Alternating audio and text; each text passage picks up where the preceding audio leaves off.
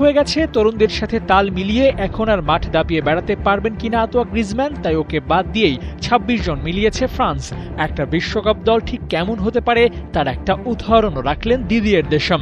অভিজ্ঞদের বাদ দেওয়ার পাশাপাশি এমন কিছু সিদ্ধান্ত নিয়েছে ফ্রান্স যা স্বপ্ন দেখায় এই দলটা এবারও তাক লাগাতে পারে বিশ্বকাপে।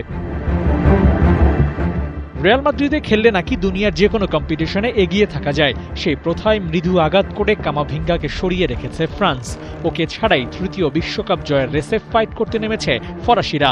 কিন্তু তরুণদের নিয়ে সাজানো দলটাতে ডিজার্ভিং ক্যান্ডিডেট কাউকে বাদ দিয়ে নিজেদেরকে ব্যাকফুটে ঠেলে দেওয়ার মতো কাজও আবার করেনি ফ্রান্স। দলটার প্রতিটা পজিশনেই আছে বিশ্বমানের তারকা। কোনাতে জুলিস কুন্দেরা সামলাবেন ডিফেন্স লাইন আপ। মিডফিল্ডে অবশ্য ওরা একটু বেশি গুরুত্ব দিয়েছে। 18 বিশ্বকাপ জেতা এনগোলো কান্তে নামটা হাইলাইটেড। চুয়ামিনিরা ভালো করলে মিডফিল্ড থেকেই আঁকা হবে প্রতিপক্ষকে ছাড়খাড় করে দেওয়ার নকশা।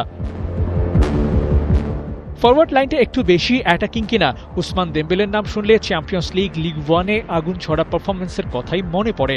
বারকোলা, Rayan Cherki, Desire Doue, Michael Olise, Thuram কে নেই এখানে।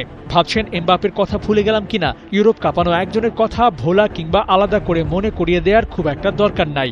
ফ্রান্স বললেই ভেসে আসে এমবাপের নাম। ম্যাজিশিয়ান, সে জানে কিভাবে ম্যাজিক দেখাতে হয়। যে কোনো দলের বিপক্ষে ও গড়ে দিতে পারে বড় ধরনের পার্থক্য।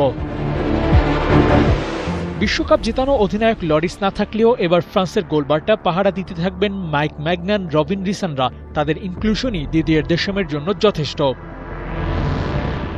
টুর্নামেন্ট শুরুর ঠিক 4 সপ্তাহ আগে দল ঘোষণা করে ফ্রান্সে যেন বার্তা দিয়ে রেখেছে এবারও আমরাই কাঁপাবো। পরপর 3বার ফাইনাল খেলার কীর্তিটা গড়তে পারবে তো ফরাসিরা।